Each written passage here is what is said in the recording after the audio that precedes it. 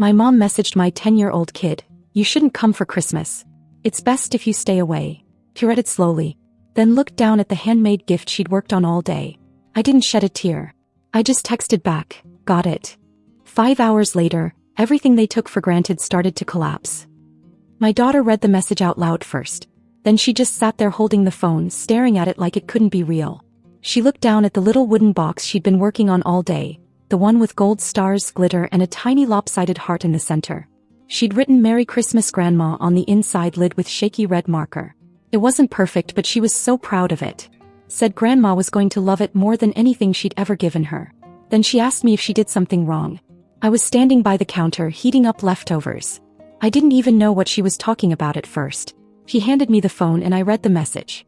It was long, but there wasn't a single kind sentence in it. My mom had written, "You shouldn't come for Christmas. It's best if you stay away. It will be easier for everyone." I kept reading, waiting for the punchline. Or maybe a second message. Maybe she hit send too early and forgot to finish. But it was exactly what it looked like. She said my sister's kids were sensitive this year, that they had expectations, and it would ruin the mood if someone else showed up. That someone being my daughter. A 10-year-old girl who lost her dad and still smiles through it. She said, "You have to understand where they're coming from. They're used to things a certain way, and this year has been hard for them too." Hard for them? They're spoiled. All three of them. The oldest told my daughter last year that only real grandkids get the big presents. My sister laughed when I brought it up. Said he didn't mean it like that. But apparently my mom thought he had a point. I didn't cry. I didn't even blink. My daughter was sitting on the couch, still holding the wooden box. I watched her close it slowly and push it to the edge of the coffee table. Then she pulled her knees up and sat quiet. I texted my mom one word. "Got it." 5 hours went by. No reply. No call. Not even a question about how my daughter took it. Around 8:15 I messaged Stacy. "Can you drive me?" She didn't ask why. She said she'd be over in 20. I put on my sneakers and grabbed the spare keys from the drawer. I didn't take a coat. I didn't explain anything to my daughter. I just told her I'd be back soon and that she should go ahead and finish the movie we'd started. Stacy pulled up with the engine running. She looked at me and just nodded. That's the kind of friend she is. We drove straight across town to my parents' place. They'd been using my old SUV for months, the one I bought before my husband got sick. After he died, I had no use for two cars, and when my dad's truck died in the spring, I gave them mine. Never charged them. Never said a word. But it was still mine. Still in my name. Their street was lit up with decorations, tacky plastic reindeer, blinking lights, all the usual stuff my mom thought made the neighborhood festive. Her house was bright as ever. TV on in the living room. I saw silhouettes through the blinds. I walked right up the driveway, unlocked the car, got in and drove off without looking back. By the time I got to the end of the street, I saw movement in my rear view. My mom came out first, then my dad. Both barefoot, standing in the driveway. My sister stood on the porch, frozen. No one chased me. They just watched. And that was the moment I knew. Not just that I was done, but that they never really saw us as part of their family. Me or my daughter. They used us when they needed to. They smiled when it suited them. But the second we didn't fit into their picture-perfect Christmas, they threw us out like wrapping paper. They had no idea what was coming next. The morning after I took the SUV back, the house felt strangely quiet. My daughter woke up early, wandered into the kitchen, and sat at the table without saying much. Her usual chatter wasn't there. She just played with the sleeve of her sweatshirt while I made toast. When she got up to throw something away, I heard the soft thud of cardboard hitting the bin. After she left the kitchen, I checked. It was the wooden gift box. The one she'd made for my mom. She'd snapped the lid in half before tossing it. Glitter clung to the edges like it was holding on for dear life. I didn't take it out. Something about leaving it there felt honest. My phone buzzed for the first time around 10:30 a.m. It was my mom. I let it ring out. Then came the text. At first she tried to sound confused. "Where is the car? You didn't tell us you were taking it. Your father needs it today." There wasn't a single mention of what she told my daughter. No acknowledgement of how cruel her message had been. It was like she expected us to swallow it quietly the way we always had. I didn't answer. Instead, I told my daughter to get dressed. We went out for pancakes. I let her order extra whipped cream even though she usually gets tired of it halfway through. She didn't smile much, but she ate every bite. On the drive home, I took a detour and stopped at the craft store. I told her she could pick out anything she wanted. She walked down the aisles with her hands in her pockets, barely touching anything, until she eventually grabbed a pack of felt stickers and a bottle of blue paint. She didn't bring up Christmas. She didn't bring up Grandma. When we got home, the tone of the messages had changed. My dad joined in. "Are you seriously doing this? You're being childish. That car was helping us stay afloat." Then my sister. "You're making a huge mistake. You should have talked to us first." Talked to them? They never talked to me. They didn't even think my daughter deserved to be included. I put my phone face down and helped my daughter set up her craft things on the kitchen table. We painted for a while. She made a blue paper snowman with crooked arms. I kept glancing at her, wondering how long this quiet of hers would last. Around 3 p.m. the real text came in. The one that told me exactly who my parents had decided I was now. "You're ruining Christmas for everyone." Not an apology. Not regret. Just blame. They were upset they lost a car. I was upset they discarded my child like she was optional. I didn't respond. Instead, I took my daughter ice skating. She'd never been before, and she held my hand so tightly at first that my fingers ached. We fell multiple times. She laughed each time we hit the ice. The laughter sounded rusty, like she hadn't used it in a while, but it was still there. By the time we got home, it was dark out. The porch light flickered as I unlocked the door. We were barely inside when I heard a knock. Sharp, loud, official. I opened the door to 2 police officers standing on the mat. One of them asked if I was Barbara Moore, and if I had unlawfully removed a vehicle from another residence. For a second, I honestly thought someone was pranking me. Then I realized. My parents had called the cops on me. The officer explained they were responding to a vehicle theft report. I didn't panic. I walked to the drawer, pulled out the folder with the title, registration, insurance, all under my name, and handed it over. They flipped through the paperwork, exchanging looks. One of them sighed. The other apologized, saying it appeared to be a dispute within the family, and that they'd be closing the case. Before they left, one of the officers said they'd be going to speak with my parents about filing a false report. He said it quietly, but I saw the frustration on his face. After they drove away, I stood in the doorway holding the folder against my chest. I wasn't shaken. I wasn't sad. I was something colder, something I didn't have a name for yet. They didn't just cut off my daughter. They tried to turn me into a criminal for not letting them walk all over us. It was the moment I realized the bridge wasn't burning. I was lighting it myself. By the next morning, my phone was vibrating non-stop. Not calls, just group chat messages. The family group thread, the one I always stayed quiet in, had come alive like a kicked hornet's nest. It was full of little stabs disguised as jokes. My sister posted a photo of my dad standing by the curb with a thermos, captioned, "Guess who's hoofing it to work today thanks to someone's tantrum?"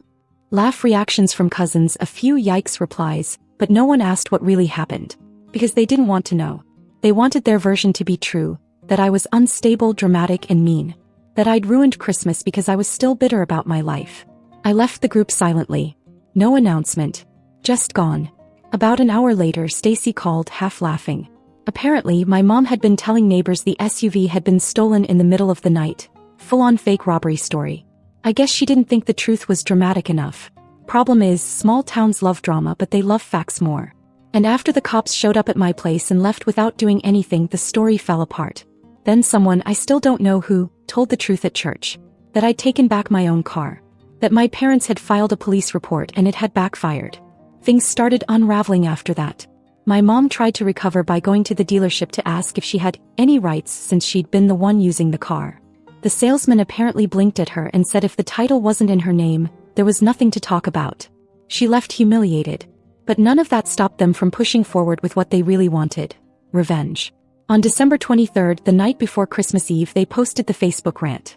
Not publicly, but just visible enough to catch attention. Friends, distant relatives, a few of my old classmates. Within hours, people were sending me screenshots. It started fake sweet. Family doesn't always mean blood. Sometimes people choose bitterness over love. Then it hit the gas. We opened our home to her when she had no one. After her husband died, we tried everything to help her pick up the pieces. But some people just want to stay broken. And then the part that made my hands go cold. She'll never have more children. She'll never find a man who puts up with her. But our other daughter? She gave us 3 beautiful grandkids. The kind of joy we always hoped for. It was a digital knife. And they weren't even subtle about twisting it. I stared at the screen for a long time. Not because I was shocked by what they wrote, but because it confirmed everything I had started to believe over the past few days. They didn't think they lost a daughter. They thought they threw away the broken one. 10 minutes later, Stacy was on my porch. I didn't ask how she got there so fast. She held out her keys and said, "I'll drive." We didn't speak much in the car. I just sat there thinking about the 10 Christmases I'd spent showing up, keeping the peace, sitting through my sister's bragging and my mother's weirdly passive insults about how tired I looked or how quiet my daughter was. I thought about my husband. How he used to buffer all of it with a joke or a wink or a second plate of dessert. And how none of them said his name once since he died. When we pulled up, my parents' house was glowing like always. Lights everywhere. Big plastic snowman on the lawn. My sister's SUV in the driveway, probably filled with gifts labeled, "To the grandkids who matter." I walked up and opened the front door without knocking. They were in the living room. My mom's head turned first. My dad stood up halfway then stopped. My sister was sitting in the corner of the couch, legs crossed, arms wrapped tight around herself. I didn't say a word. I walked over to the entry shelf, picked up the ceramic Santa that used to sit on our kitchen table growing up, and threw it across the hall. It exploded against the wall. The sound that followed was silence. Not fear, not yelling, just a stunned, loaded silence that felt years overdue. I walked through the kitchen next, opened drawers, pulled out plates, tossed one onto the floor, then another. Then I turned and said it. "You don't speak to me again. You don't speak to my daughter. You are no longer our family." Nobody moved. My mom's mouth opened like she might try something, but nothing came out. My sister didn't even look at me. I turned and walked out. They didn't follow. They didn't call. And that was the part that hurt more than anything. They weren't sorry. They were afraid. Because for the first time in my life I was done being the quiet one. 2 days after I shattered their ceramic Santa and walked out of their house, I got a Christmas card in the mail. It came in a glittery envelope with smiling snowmen on the front. For half a second I thought maybe, just maybe, it was an apology. Maybe my mom had finally realized what she did. Maybe she wanted to fix something. Then I opened it. It wasn't from my mom. It was from my sister. Inside the card, she'd written a note in her overly neat handwriting. It started with, "I didn't agree with how mom handled things, but did exactly what it always does." It erased the whole first part of the sentence. She wrote that I'd overreacted. That I'd scared the kids. That I needed to control myself. Then came the part that actually made me laugh out loud. Not because it was funny, but because of how ridiculous and calculated it was. She wrote, "Mom's thinking about speaking to a lawyer. She's asking whether you can be charged for damaging property and making threats." She was trying to sound helpful, like she was warning me out of love. But what she really wanted was for me to flinch. Instead, I called someone I hadn't talked to in months, a paralegal friend of mine who used to live down the street. I told her everything. I even sent her a photo of the letter. Her response was instant. "You know your name's still on the house, right?" I didn't. Apparently, back when my parents were having money issues, years ago, long before my husband died, they added me to the property title temporarily so they could qualify for some kind of refinancing deal. No one ever mentioned it again. But they never removed me. That changed everything. I hadn't trespassed. I hadn't destroyed someone else's property. Legally, I'd been in a house I partially owned, throwing around dishes I had a legal right to touch. I wasn't in danger. They were. The next morning, I called a real estate attorney. He helped me draft and send a certified letter, formal and cold. It stated clearly that if they wanted me off the title, they had two options: buy out my portion or list the house and split what was left. I didn't care about the money. I just wanted to watch the panic bloom. By that night, my mom was calling from a blocked number. I didn't answer. Then came the emails. Paragraphs of desperation, saying it was just a technicality, that they meant to update it, and that I was making this personal. No mention of my daughter. No mention of Christmas. Just fear. But what came next caught me completely off guard. At 9:13 the following morning, someone knocked on my front door. It wasn't the police. It wasn't a neighbor. It was my aunt, my mother's youngest sister. I hadn't seen her in person in at least 5 years. She stood there with a small suitcase in her hand and said, "I'm not staying with them. Can I come in?" I stepped aside. She didn't even wait to sit down before she started talking. She said she flew in from Arizona to surprise the family for New Year's. Walked through the front door and instantly felt it. The tension, the coldness. My mom and dad were pretending everything was fine, but the second she asked about me, the room shifted. My sister pulled her aside and told her flat out, "Barbara's unstable right now." That's how they were spinning it. That I'd snapped. That I'd lost it, because I was jealous of my sister's perfect family and couldn't stand being alone during the holidays. Then my aunt told me something else. This wasn't the first time they'd erased someone. 3 years ago, my cousin, her son, had quietly stopped coming to family gatherings. No one asked why. My mom had told her privately that it was better if he stayed home, because he was autistic and overstimulated the other kids. They did the same thing to him that they did to my daughter. They cut him out for being inconvenient. And nobody stood up to them. Till now. So I asked my aunt the only thing I really cared about in that moment. Are you going back to their house? She shook her head. Nope. I'm staying here for New Year's. If that's okay. I told her it was more than okay. We sat in the living room for hours, drinking coffee and talking about things we'd never said before. Not just about them, but about what it felt like to be in a family that only values appearances. The house felt lighter with her there, quieter. And I realized something. I wasn't alone anymore. New Year's Eve came and went with no drama, no tension, and no forced small talk. Just me, my daughter, and my aunt sitting on the couch watching bad countdown coverage and eating popcorn straight from the bowl. We lit a sparkler in the backyard, toasted with ginger ale, and my daughter whispered, "This was better than Christmas." He meant it. For a few days after that, it felt like life was trying to level out. My daughter was smiling again. My aunt stayed, sleeping in the guest room, making pancakes in the morning like it was a mission. No one brought up my parents. We didn't need to. Their silence said enough. But on January 3rd, that silence broke. Not with a phone call, not with an apology, but with a public post. My mom made it subtle. Calculated. The caption was vague enough to seem innocent to people who didn't know the truth, but pointed enough for everyone else to fill in the blanks. She posted a photo of her Christmas tree, lights off, ornaments still hanging. Caption read, "This year was quiet. Not by choice. But sometimes family drifts, and all you can do is pray they find their way back." Underneath, a comment from my sister. "You did your best, Mom. Some people just want to be angry." Then my mom added another comment. "We'll always be grateful for the daughter who stood by us. And for our beautiful grandkids who brought joy even when others tried to ruin it." I stared at it for a while. Not out of shock, but because of how perfectly manipulative it was. No one could accuse her of outright saying anything. But everyone got the message. She was painting herself as the victim. I was the problem child again. The unstable one. The bitter widow. The angry daughter who ruined Christmas and traumatized the family. The likes started piling up. Friends of hers. Distant relatives. A few old family acquaintances. Then came the private messages. From people I hadn't heard from in years. "Saw your mom's post. Are you okay? Your sister said you've been going through something. Family is complicated, but it's all we've got." That one made me laugh. I didn't respond to any of them. I didn't post anything. I just waited. 2 days later, I drove across town and parked across the street from their house. Not because I was going to scream or make a scene. I'd already done that. But because I wanted them to see me. Collected. Not hiding. My mom was home. So was my sister. I waited until they opened the garage to unload groceries, then crossed the street. My mom froze when she saw me. My sister stopped halfway out of the car holding a bag of toilet paper like a shield. I didn't yell. I just stood there and said, "You're not going to keep talking about me and my daughter like we're some tragic story you get to control." Then I took out my phone. On it, I had a recording. Not a sneaky one, just a saved voicemail from my aunt, the one where she clearly said, "They've done this before, Barbara.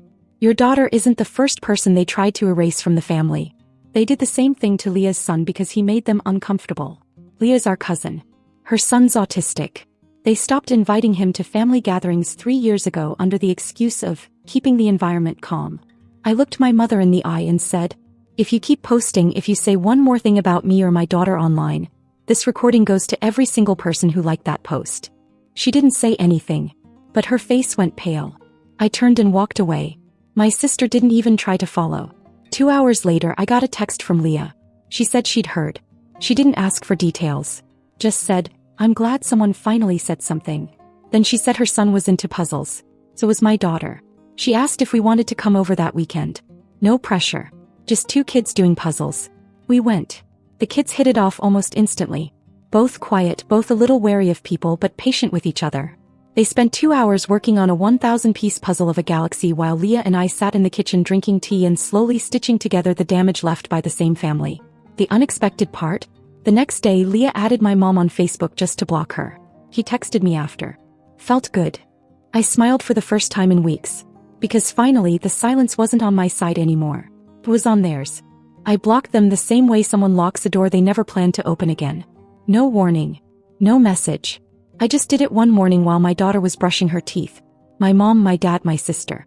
All gone in seconds. Their numbers, emails, Facebook accounts gone. I didn't do it out of rage. I did it the same way you take the batteries out of a dead flashlight. There's nothing left to fix. My aunt flew home the next day. She hugged my daughter goodbye, whispered something to her that made her smile, then looked at me and said, "If they call me, I'm not answering." He meant it. That weekend, I finally took down the Christmas tree. Not because the season was over, but because we never had a real one to begin with. It had just sat there in the corner like a formality. Plastic, hollow, untouched. My daughter never even put up the angel. Afterward we went to the park. It was quiet, cold, and peaceful. He swung for a while. Then she sat next to me on the bench and asked, "Are we going to Grandma's next Christmas?" I said no. She nodded. That was it. I thought I'd feel something bigger. Relief. Sadness. Something. But it wasn't like that. It was more like a dull release, like letting go of a rope I didn't know I was still holding. The days after that were calm. Uneventful. No more calls from fake concerned relatives. No cryptic posts. No whispers. Just quiet. Until January 10th. That's when I got an email from my sister. It went to my spam folder. She must have used an old address I hadn't deleted yet. The subject line just said, "Hope." I clicked on it out of curiosity. It was short. One paragraph. She said she hoped I was doing okay, that she missed my daughter and that things got out of hand. No apology. Just a carefully worded attempt at planting a seed. At the bottom of the email was a line that made my jaw clench. "Mom still cries every day." That was supposed to be the hook. The guilt. The bait. But it didn't work. Because I knew what my mom cried for. Not for me. Not for my daughter. She cried because she lost control. And then came the final blow. Not from them but from the outside. One of my mom's oldest friends, someone I hadn't spoken to in years, messaged me on Facebook from a new account. She said she'd been following everything quietly. She had seen the post. Heard the gossip. Then she wrote. "I believed her. For a long time I believed everything she said about you. But not anymore. I'm sorry." It was strange. People had always believed my mom because she sounded calm, polished, rational. She'd say cruel things in such a kind voice, people never questioned it. But now, that calmness didn't match the chaos she'd created. The longer I stayed quiet, the more obvious the truth became. And truth has a way of spreading once it finds a crack. Weeks went by. My daughter started sleeping better. She laughed more. Her teacher emailed me to say she seemed more confident in class. That was when I really knew, that I'd done the right thing. I didn't just protect her from a bad Christmas. I protected her from becoming a version of me that spent 30 years trying to earn people who were never going to love her properly. The last time my mom reached out, it was through a forwarded chain email. Something about recipes and angels. No note. Just the forward. I blocked the address without opening it. And just like that, the story ended. Not with an apology. Not with a fight. Just a choice. A quiet final choice to leave them behind. And never go back.